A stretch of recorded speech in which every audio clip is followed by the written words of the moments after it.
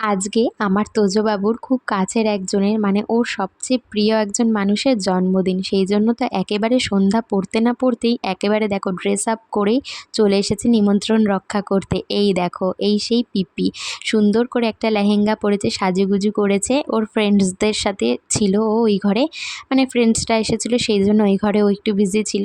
আর তোজো বাবু তোকে খালি ডিস্টার্ব করছিল। আর এই যে এটা হচ্ছে আমার যা, তোমরা যারা আমার ভিডিও দেখো তারা তো কম বেশি আমার যাকে চেনোই। তো এই দেখো এইখানে বাটি নিয়ে বাবু এই ঘর থেকে ওই ঘর, ওই ঘর থেকে এই ঘর, মানে ওর মুখ অনবরত মানে কন্টিনিউ চলেই যাচ্ছে ওর মুখ। আর ওর থেকে একটু যে মানে যারা যারা একটু খাবার নিচ্ছিল তাদের ওপরে ও না রেগে যাচ্ছিলো, আবার তাদের থেকেই খাবার চেয়ে চেয়ে আনছিল। আর এই দেখো এখানে যখন আমাকে কেক দেওয়া হয়েছে আমার কাছে ঠিক চলে এসেছে কেকটা খেতে।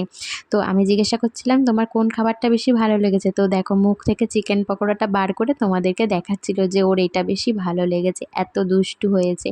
আর এইখানে আসতে না আসতে আমার ছেলের নামে নানান রকম অভিযোগ, দুষ্টুমি সব কিছু আমি শুনছিলাম আর হাসছিলাম যে ও সন্ধ্যা থেকে এখানে এসে ঠিক কী কী করেছে। মানে সন্ধ্যা থেকে এসে সবাইকে জ্বালাতন ছাড়া আর কিছু করেনি, কাউকে তো সাহায্য করেইনি, উল্টে শুধু জ্বালাতন করেছে। আর এই দেখো আমরা খেতে বসে পড়েছিলাম, যখন চিকেন পকোড়া আর সস দিয়েছিল তখন দেখো কি সুন্দর ওই দুটোর সঙ্গে মিশিয়ে মিশিয়ে খাচ্ছে আর আমাকে বলছে কি টেস্টি, এমন করে বলছে যেন ও কত সুন্দরভাবে এই জিনিসগুলো জানে যে এগুলো এইভাবেই রান্না হয়। খুব টেস্ট লেগেছে ওর। তো তারপরে দিয়েছে এখানে বিরিয়ানি আর মাটন, ওগুলোতে ও ছুঁয়েও দেখেনি, ও শুধু চিকেন পকোড়াটা একটু সস দিয়ে খেয়ে খেয়ে দেখছিল। আর দেখো আমাকে দেখাচ্ছে যে এটা ওর খুব ভালো লেগেছে।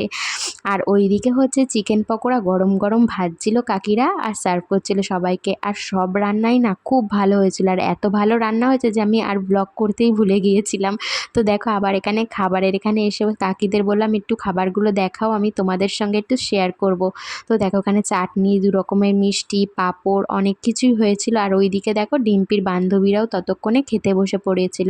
আর ওর বান্ধবীদের মধ্যে একটা বান্ধবীর কথা শুনে তো আমার ভীষণ ভালো লাগলো, সেও নাকি আমার ব্লগ দেখে। তো যাই হোক বন্ধুরা, আজকের মতন এইটুখানি। তোমাদের আমার ব্লগটা কেমন লাগলো অবশ্যই জানিও। ততক্ষণের জন্য টাটা।